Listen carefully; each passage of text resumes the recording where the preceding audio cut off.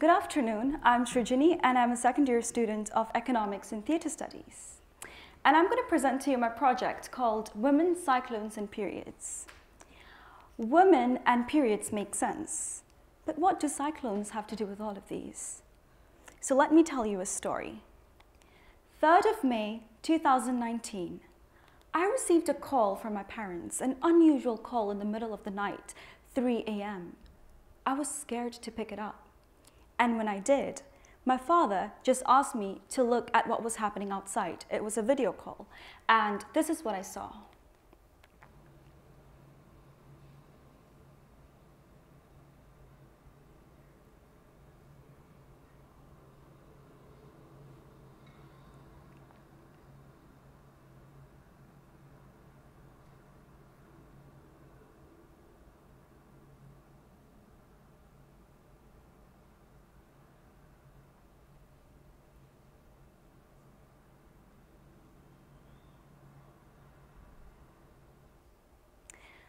Cyclone Fani had arrived in the city of Bhubaneswar, and what you saw in the video was only the beginning.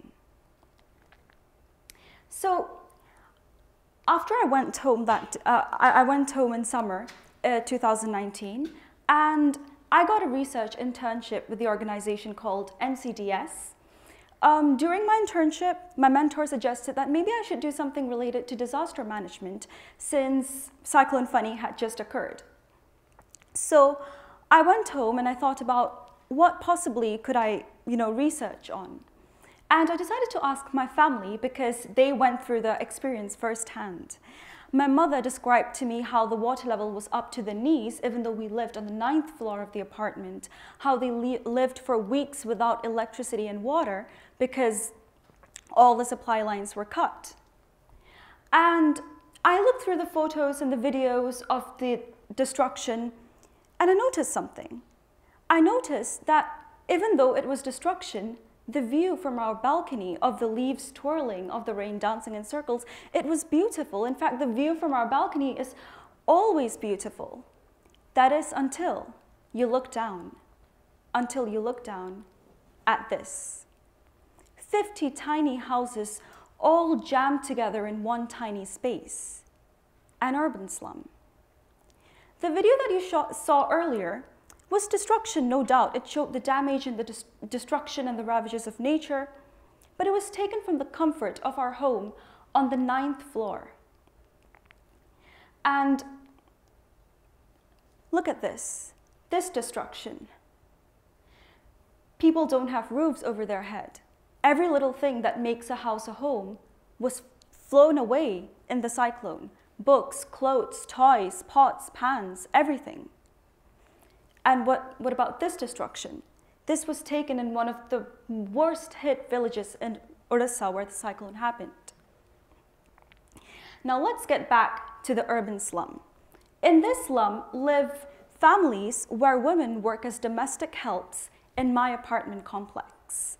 And these women are the main breadwinners of their families. They may not have a say in the decisions taken by men, but the family runs only because they run from one household to another, working for up to 12 hours a day. And it is these women who still chose to sacrifice the food and water that they received in aid for the sake of their husbands and their children. I got my topic: problems faced by women during and after Cyclone Fani. Now, I did a pilot survey in 3 urban slums in Bhubaneswar and 2 rural areas in Puri where the cyclone had also hit. And these were the issues that emerged from my survey. Houses were destroyed, including basic facilities, prolonged disruption of electricity, especially in rural areas. Food and drinking water that were distributed by the government were not enough. There was spread of infections and skin diseases due to the polluted water. But the one that was most important and the least talked about was menstrual hygiene, aka periods. Now I could bombard you with cool statistics and results and conclusions that I came to through my research, but I don't want to bore you. Let me tell you 2 stories. And you will come to the same conclusions as I did just by listening to these two stories of two women. The first one is the story of Sarika. Sarika was a middle-aged woman who lived with her 3 children and a husband. And she got her periods just 2 days after the cyclone had swept through her village. She used thick pieces of cloth to support herself when she had periods, but the cyclone had destroyed everything. Her house, all her clothes were flown. She had nothing to spare. And she had no one to tell. Other women were busy, and she didn't want to be a burden on her husband. She was too embarrassed to tell her husband. So what did she do? She tore pieces from her sari. So these women are wearing saris. She tore pieces of cloth from her saris and she wore them. And the pieces of cloth from her saris wouldn't dry in time. And she had to keep wearing those wet and dirty pieces over and over again. And it is with this support that she went through all her daily chores of gathering wood from the forest, of walking miles and miles to get water, of cooking for her family. She walked miles and miles and miles without complaining of the rashes, of the inner thigh rashes, the infections, and even the discomfort of walking in the rain. The next story is of Subhashri, a teenage girl who was already going through her periods during the cyclone. So while she was running around during the cyclone trying to help people get into the cyclone shelter, and she was trying to save whatever little she could save in the rain and the destruction that was happening, her period cramps just got worse and worse. And she could only cry to sleep at night in the communal cyclone shelter because she was too afraid that men would ask her, "What's wrong with you?" And then she went about her day doing all her daily chores until one day she woke up and she found a huge stain on her trousers and she was horrified. So she woke up at 4 and she walked miles and miles to a broken tube well.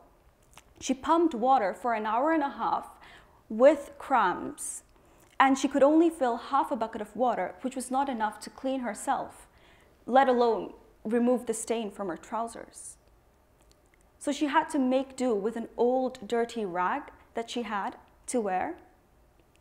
And she did find a spare pair of trousers later in the morning, but she went through the whole day in the discomfort of her cramps, trying to hide the pain. So after the survey was completed, I decided, this is the time to think of a solution. But before thinking of a solution, it's important to understand the problem. The problem was not just the lack of access to sanitary napkins or the fact that the government did not distribute the napkins on time, but it was a much bigger picture. And analyzing this problem of period poverty through the lens of a natural disaster scenario made me realize that period poverty does not only consist of lack of access to sanitary products, but lack of knowledge of proper menstrual hygiene, lack of the facilities of having toilets, of having hand washing facilities, of knowing proper waste management, and most importantly, education. And the only way to change all of these, first, is to change the attitudes of people towards periods. Well, while I was narrating the story, those of you who don't get your periods, you might have felt a bit uncomfortable listening to about the infections that the woman suffered, the inner thigh rashes, or even the discomfort of walking in the rain while having your periods. But it is this that you need to understand exactly. And even for those who do go through your periods, have you ever thought about such situations, such women? With all of these in mind, I decided to write a play. So I wrote a play based on what I had observed through my research. I researched on some traditional techniques of theater that were used in my hometown and the surrounding villages. And I came up with a play to spread awareness about menstrual hygiene. And this play was first showcased in the research organization, and then I went to the villages to present the play in those villages. So when I first approached the villagers, at first the men were really shy and they were embarrassed, and they were even laughing when I told them that, you know, you're about to watch a performance about periods. And they were a bit reluctant and hesitant, but I'm grateful that they finally cooperated and they watched the performance. So this may not have changed a whole lot of things, but it probably started one conversation in one family. Or it showed men the practical realities of the problems faced by women while they go through their periods, especially in this case of a natural disaster. And probably men would next time maybe ask their daughters and their wives if they need anything or if they're all right, even in the most discreet manner. Period poverty is a universal problem. It's not just restricted to the rural areas of India. And in order to solve this problem, the first thing that has to change, as I've mentioned earlier, is the attitudes of people towards periods. Only then will women be able to be open about their problems, to speak about their problems. Only then will the government policies to help these women be effective. Only then will men look out for women in such difficult situations and even in the day-to-day struggle of going through our periods.